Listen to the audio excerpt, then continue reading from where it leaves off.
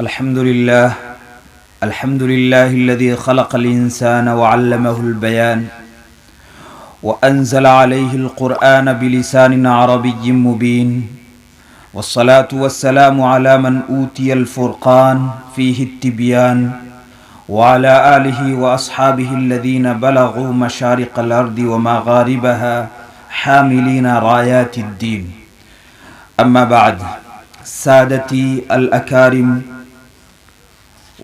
والطلاب الأعزاء، نحن اليوم نحتفل باليوم العالمي للغة العربية لسنة ثانية في مؤسسة مركز المعارف، ولسنة سابعة على التوالي.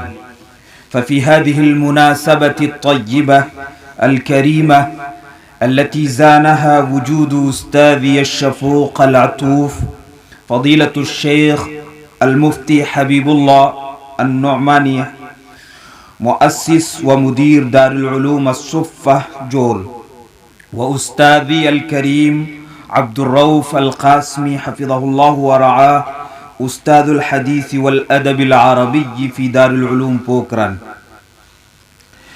في هذه المناسبة الطيبة أولا أشكر الله عز وجل على أنه وهب لنا فرصة اللقاء على مائدة اللغة العربية والاستفادة من معينها، ووفقنا لخدمتها في مثل هذه البلاد التي عرفت ولا تزال تعرف بوثنيتها وطقوسها الجاهلية.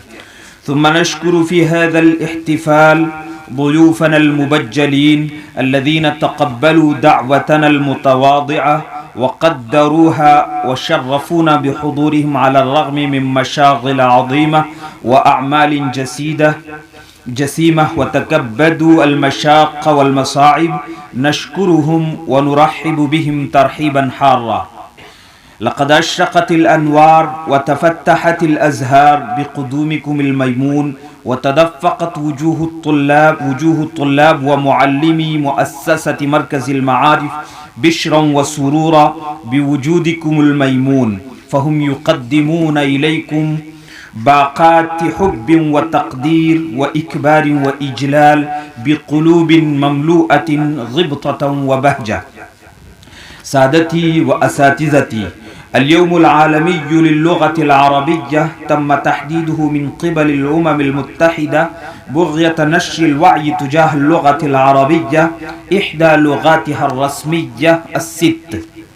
والحمد لله، المدارس الإسلامية العربية تعي وتعرف مسؤوليتها تجاه اللغة العربية وتقوم بها خير قيام، وهي في الهند كثيرة، ومعظمها تعلم اللغة العربية بوصفها لغة الإسلام ولغة القرآن الكريم. ومن تلكم المدارس مدرستنا هذه، والتي أسس بنيانها قبل سنتين، وحاليا تقوم بأعمالها التربوية المتمثلة في تعليم النشء الجديد مبادئ القراءة والكتابة، وتعليمه اللغة العربية وعلومها وتحفيظ القرآن الكريم. تقبل الله منا صالح الأعمال ووفقنا وإياكم لإخلاص العمل.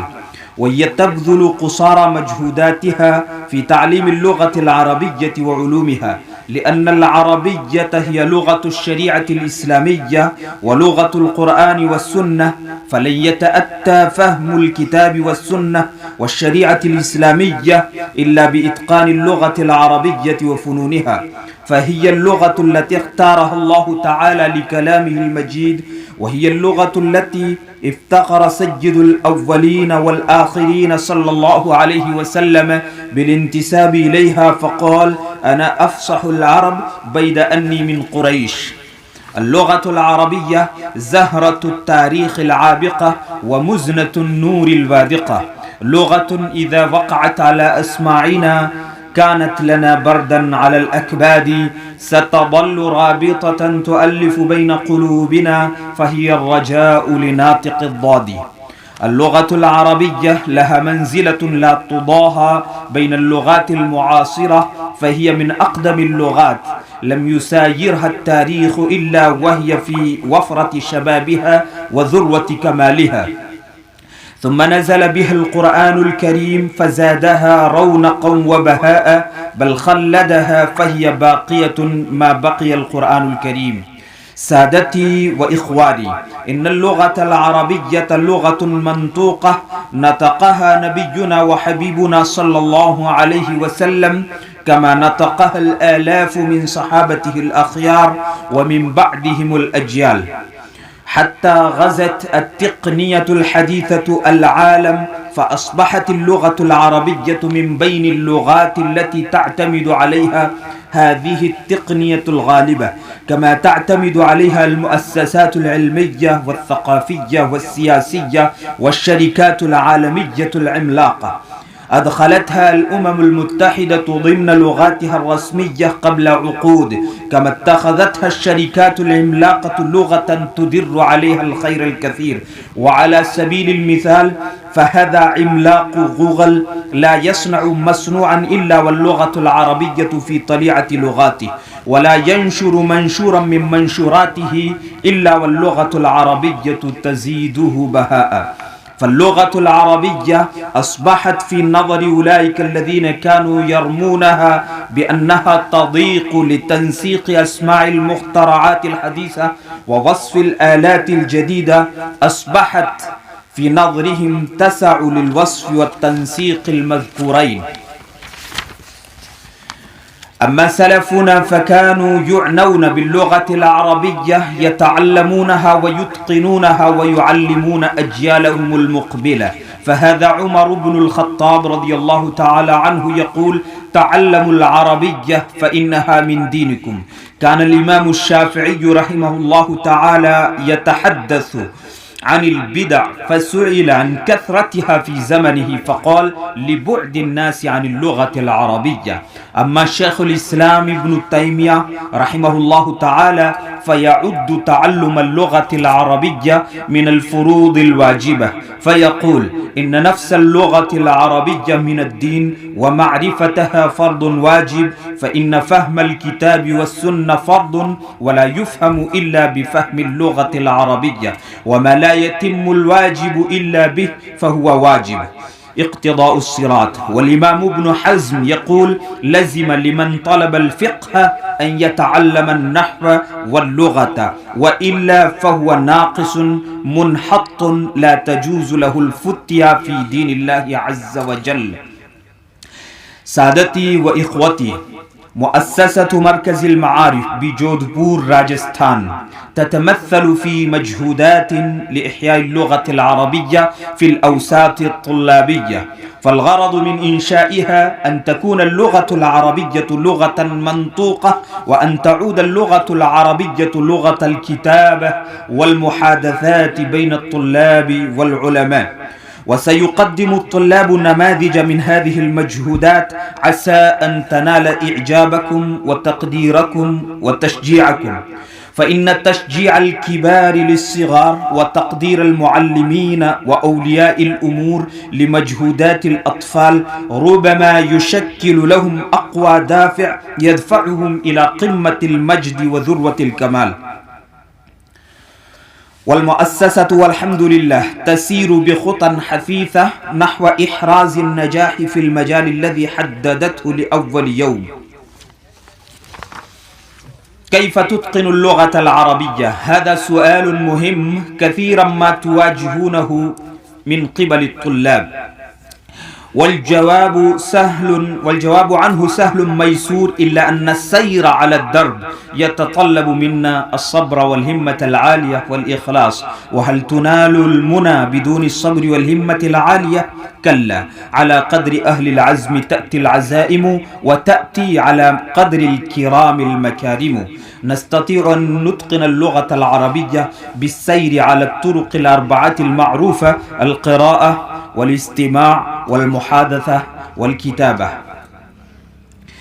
سر أيها الطالب المتأدب على هذا الدرب بالصبر والهمة العالية ولا تتعجل، وستجني إن شاء الله تعالى ضب صبرك لذة لا تعدلها لذة. وما أجمل ما قيل: من لم يذق مر التعلم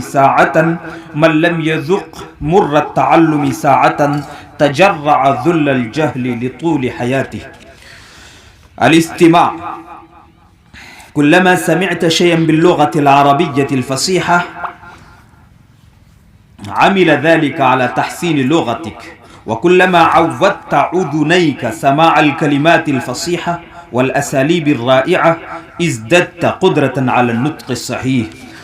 وكان الاستماع إلى الناطقين بالضاد لا يتأتى لمن يريد ذلك قبل 20 سنة، أما في زمننا هذا فقد أصبح الوصول إلى من يجيد النطق ويفصح الكلام العربي سهلا منصورا، فقط بضغطة أو بضغطتين على لوحة مفاتيح الجوال تكون أمامنا قائمة طويلة لأفضل الخطباء وأفصح الناطقين بالضاد، وهذا ما يعرفه الجميع.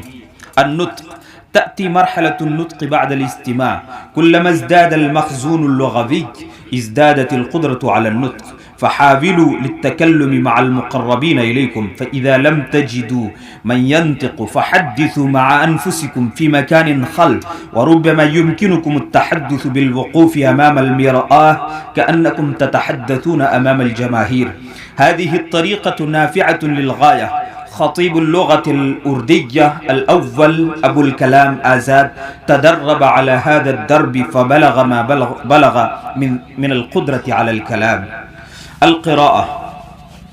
والقراءة أنفع مرحلة من هذه المراحل، فالقراءة تزود القارئ ببديع الأسلوب وطريف الفكرة وجميل الكلام، وتزوده بالمعرفة واللغة والأدب والذوق والجمال، وكل ذلك يزيده قدرة على الكلام.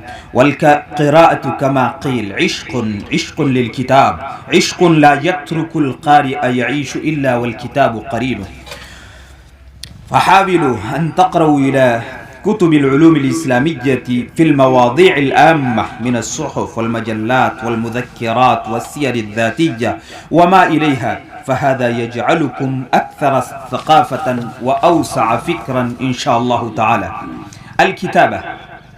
هذه هي المرحلة الرابعة. إذا قرأتم وطالعتم أصبح أمر الكتابة سهلا ميسورا. اكتبوا ما تدرسونه في فصولكم وما تطالعونه في الكتب العامة وما تقرؤونه في الصحف والمجلات، وحاولوا أن تكتبوا مذكرة يومية. كتابة اليوميات تساعدكم على التفكير في الموضوعات الشتى، كما تعينكم على التفكير فيما يجري حولنا من الأمور العامة والخاصة. مثال لكتابة اليوميات: 18 من ديسمبر عام 11 و2000، 13 من جماد الأولى عام 43 و400 وألف من الهجرة. السبت، يعني يكتب التاريخ قبل كل شيء. استيقظت في الصباح الباكر بعد نوم مريح، توضأت وصليت الفجر واستمعت إلى نصيحة المعلم، وكان قد قال فيما قال: كتابة الرسائل إلى الأصدقاء والإخوان إلى الآباء والأمهات كانت سائدة في عصرنا، أما في عصركم هذا فأصبحت نسيا منسيا. تلقيت جميع الدروس والحمد لله. لعبت بعد العصر وبذلك سريت عن النفس عناء الدرس، فنشطت للقراءة بعد المغرب، فراجعنا الدروس وحفظنا بعض الدروس. وفي الليل قرأت من كتاب وحي القلم للرافعي. ما أجمل هذا الكتاب وما أبلغ أسلوب الرافعي.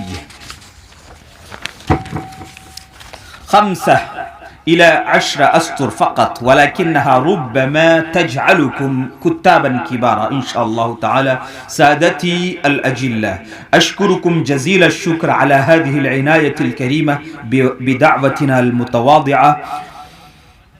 مؤسسة مركز المعارف، طلابها ومعلموها وخدامها، تقدم إليكم باقات فيها الشكر والإجلال والإكبار لفضائلكم، وترجو أن تنال عنايتكم في كل مناسبة، وأن تساعدوها وتعينوها على السير على ما انتهجته لنفسها من مناهج علمية وأدبية وثقافية وتعليمية وتربوية.